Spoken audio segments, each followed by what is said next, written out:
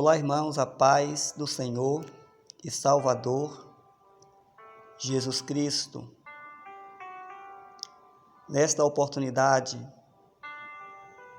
venho trazer mais uma palavra para os nossos corações. Palavra esta que se encontra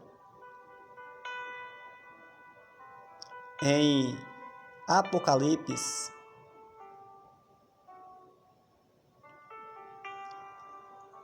um 3, aonde o Senhor diz: bem-aventurado os que leem e aqueles que ouvem as palavras desta profecia e guardam as coisas que nela estão escritas, porque o tempo está próximo.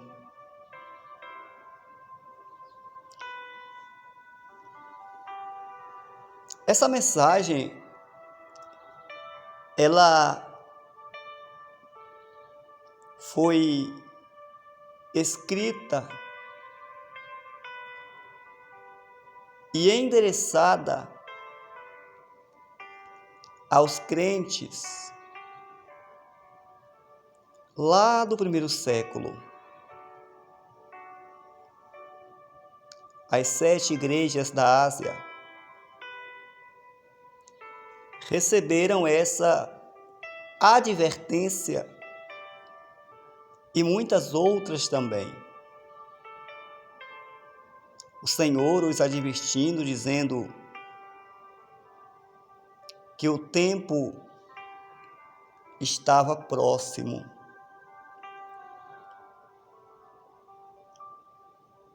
Eu sei que muitas pessoas não irão entender o que eu irei falar nesse momento.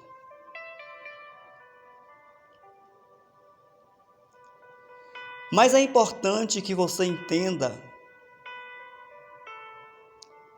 que o livro de Apocalipse, assim como o livro de Mateus,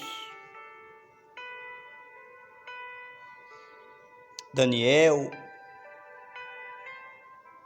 esses livros que têm uma concentração maior de profecias a respeito da segunda vinda de Cristo, esses livros, eles não foram escritos para cristãos que viveriam séculos depois, gerações depois. Não. Eu sei que é difícil você aceitar isso. É difícil você admitir isso. Mas é a pura verdade. Jesus prometeu que voltaria.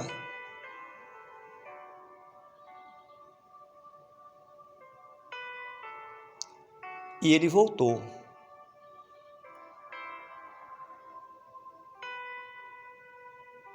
Ele veio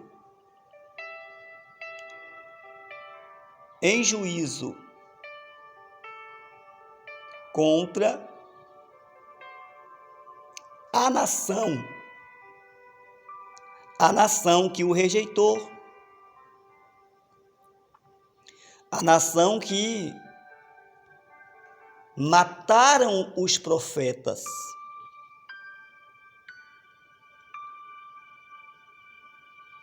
Talvez, a princípio, você diga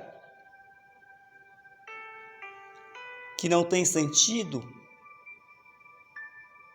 o que eu esteja falando, ou que eu esteja aqui trazendo uma mensagem, uma doutrina estranha. Não, queridos, eu estou trazendo fatos bíblicos para você.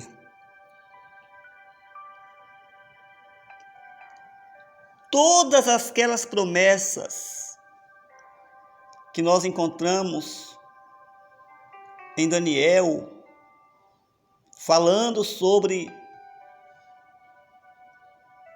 a vinda de um semelhante ao Filho do Homem, falando sobre o advento de um reino eterno, todas as profecias que nós encontramos em Mateus, proferidas pelo próprio Jesus, Mateus, Marcos, Lucas. Depois dele veio seus apóstolos, advertindo as pessoas daquela época que uma grande destruição, que um evento muito grande estava próximo de acontecer, advertindo para que as pessoas se preparassem, porque o juízo estava às portas. Aí eu pergunto para você, que sentido teria o Senhor, Ele próprio, ter pronunciado essas mensagens do advento de um juízo,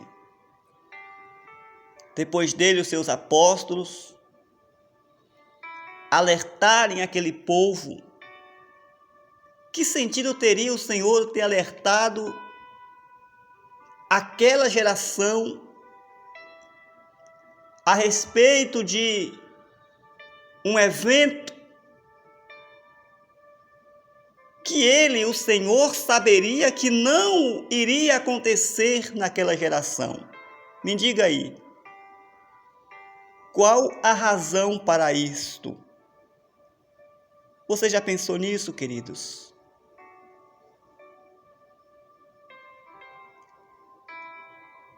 Será que era difícil ou impossível para o Senhor levantar homens, profetas, na geração determinada para anunciar essas mensagens? Ou então, por que ele não usou o mesmo termo que ele usou para Daniel? Quando o Senhor deu aquelas visões acerca do fim para Daniel, ele deixou bem claro: Daniel, cele essas palavras. Tudo isso aí não é para agora. Diferentemente, em Apocalipse, onde muitas vezes nós encontramos o termo breve, próximo, perto, às portas, cedo venho, promessa do Senhor. E antes que você diga que eu estou aqui trazendo uma doutrina estranha, ou que eu estou aqui dizendo que Jesus Cristo, ou melhor, que eu esteja aqui negando a volta de Cristo, não é esta a minha intenção. Eu não estou aqui para negar a volta de Cristo, nem tampouco para dizer que ele falhou. Eu estou aqui exatamente ao contrário disso. Eu estou aqui para dizer a você que todas as promessas do Senhor referente à sua vinda foram cumpridas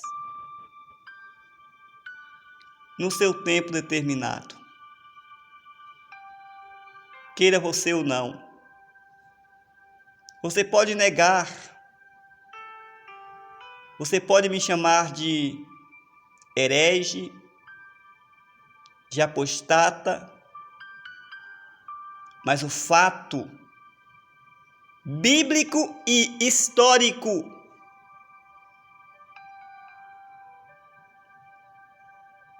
é que Jesus, ele já voltou.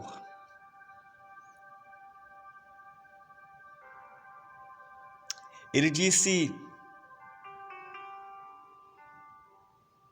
em Mateus 24, 34. Em verdade vos digo que não passará esta geração. Esta geração, a qual está descrita no texto, não é a nossa geração. É necessário que venhamos estar atento ao tempo verbal. Ele disse: em verdade vos digo que não passará esta geração, a geração dele, sem que todas estas coisas aconteçam. Aí quando você vai para o contexto,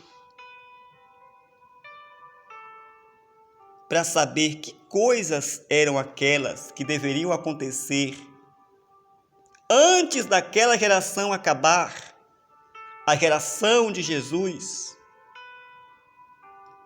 você vai ver que essas coisas são o quê? A grande tribulação, a perseguição, princípio de dores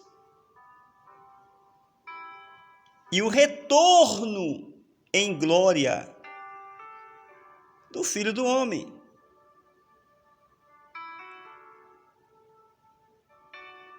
Aí muitos dizem: não, mas a palavra geração de Mateus 24, 34 tem o sentido de raça. Jesus quis dizer que a raça dos judeus não passariam, não seriam exterminadas da terra até que ele voltasse.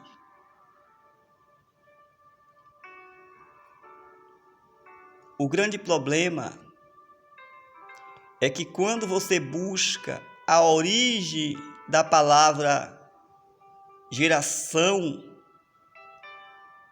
na sua língua natural, no seu idioma natural, você vai perceber que realmente não está se referindo ali de raça. Sejamos coerentes, sinceros e corajosos o suficiente para aceitar o que está escrito. A palavra geração, de fato, ela quer dizer sim, contemporâneos mesmo. Ela quer dizer o que está escrito ali. Não adianta você tentar mudar, não adianta você dar uma de sabe tudo, fazer manobras para tentar se esquivar do que está escrito. Aceita, meu querido, a verdade como ela está escrita.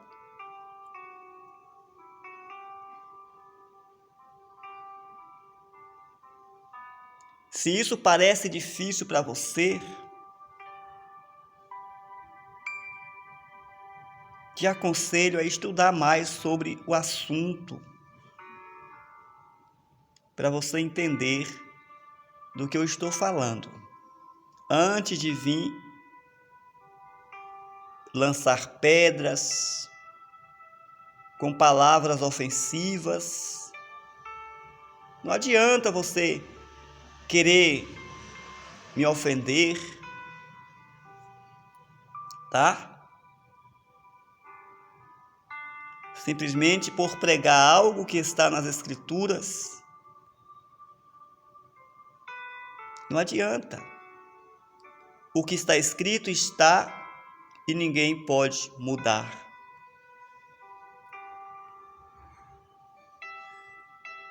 Se para você é difícil admitir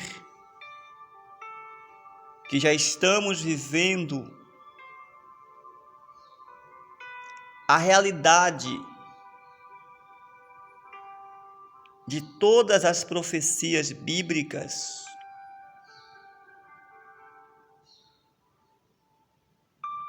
para mim é algo natural. Entender algo tão simples. A princípio é complexo, porque não basta apenas dizer que a segunda vinda de Cristo já aconteceu. Há muitas implicâncias, há muitas implicações nesta declaração, nesta afirmação. Uma vez que entendemos que a segunda vinda de Cristo já aconteceu, nós temos também que nós começamos a nos questionar: e o juízo final? E a ressurreição dos mortos? E a prisão de Satanás? E o Armagedon? Quando você coloca o seu preconceito de lado e você começa a estudar a fundo a escatologia plenamente consumada, você vai ver que todas as peças se encaixam. Eu não trouxe muito detalhes aqui nesse vídeo, até porque não é um vídeo de estudos sobre esse assunto. Mas em uma outra oportunidade, sim, eu estarei expondo estudos referente aos assuntos mais difíceis do ponto de vista de uma escatologia consumada.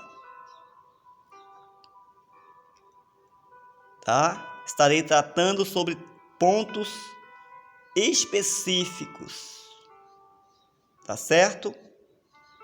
Para que possamos ter uma visão mais ampla e você entender que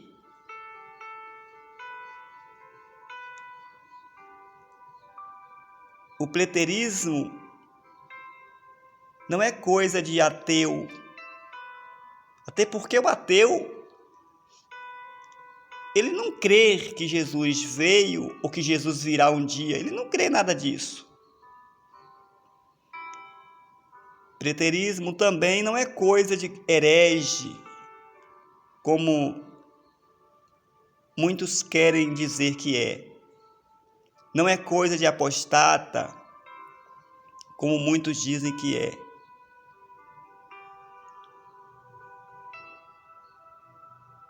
Você vai entender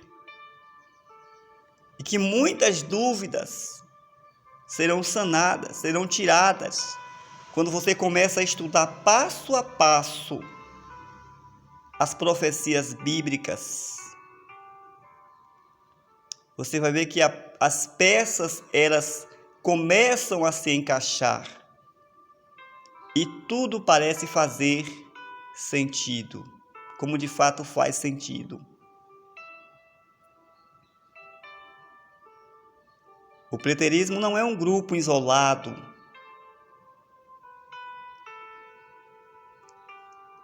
Cada vez mais pessoas têm sido despertadas para essa realidade. Algumas, a princípio, relutam, porque são verdades impactantes, são verdades chocantes. Mas quando você começa a entender, os seus olhos espirituais são abertos.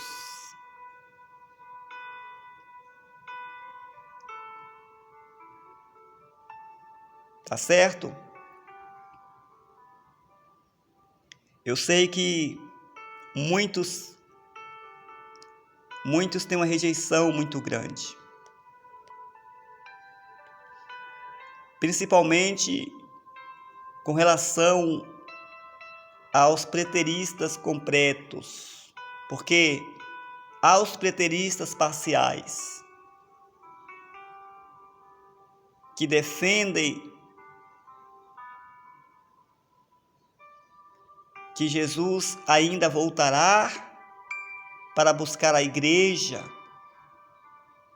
que ainda haverá um juízo final. São os preteristas parciais. Por incrível que pareça, são esses irmãos preteristas que mais perseguem os preteristas completos, chamando-os de hereges, dizendo que não se deve ter comunhão com um cristão que se denomina preterista completo, radical, total, porque esses são apostatas e há muito tempo se desviaram da verdade.